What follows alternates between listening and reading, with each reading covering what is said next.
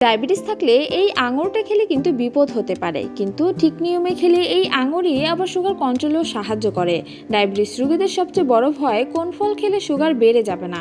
আজ আমরা কথা বলবো আঙুর নিয়ে, যে ফলটা দেখতেই মিষ্টি কিন্তু সবাই জানে না আঙুর আসলে কখন বিষ আর কখন ঔষধ। ভিডিওটা শেষ পর্যন্ত দেখলে আঙুর নিয়ে আর কোনো কনফিউশন থাকবে না। আঙুরে থাকে প্রাকৃতিক চিনি, দ্রুত হজম হয়, ব্লাডে গ্লুকোজ দ্রুত ঢুকে যায়। এই কারণেই অনেকে বলে আঙুর খেলে সুগার হঠাৎ বেড়ে যায়। কিন্তু প্রশ্ন হলো, সব আঙুর সব সময় সব পরিমাণে? উত্তরটা এখানেই লুকানো। আঙুর শুধু চিনি না, এটার ভেতরে আছে ফাইবার, যা সুগার ধীরে বাড়ায়। অ্যান্টিঅক্সিডেন্ট ইনসুলিনের কাজ ভালো করে। রেসভেরাট্রল হার্ট ও ব্লাড সুগারের জন্য উপকারী। আরও আছে ভিটামিন সি ও কে। তাই আঙুর পুরোপুরি বাদ দেওয়া সমাধান না, ভুলভাবে খাওয়াটাই আসল সমস্যা।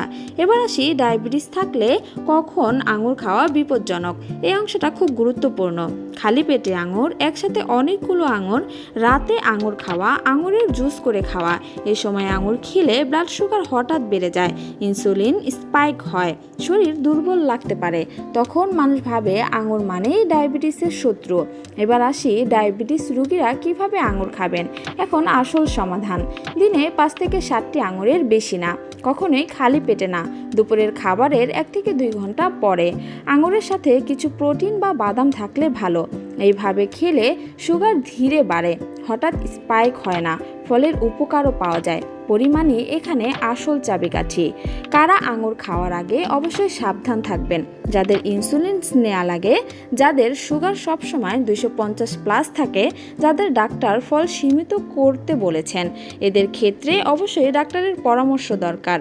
এখন আপনার কাছে প্রশ্ন, আপনি কখনো আঙুর খেয়ে সুগার বেড়ে যেতে দেখেছেন? আপনি আঙুর কতটা পরিমাণে খান কমেন্টে লিখে জানাতেও ভুলবেন না। ভিডিওটি ভালো লাগলে সাবস্ক্রাইব করে আমাদের পাশে থাকুন। ধন্যবাদ সবাইকে।